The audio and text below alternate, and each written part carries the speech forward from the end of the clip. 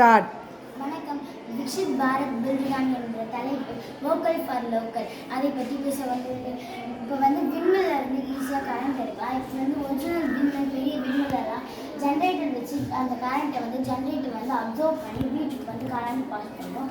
நம்ம fan light எது வேணாலும் வச்சுக்கலாம். அதை வீசிங் ஆஸ்துமா இவங்க இருக்கவங்கலாம் கரண்ட் இல்லைன்னா இடுப்பு இந்த மாதிரி வர்றதெல்லாம் ரொம்ப தடுக்கலாம்.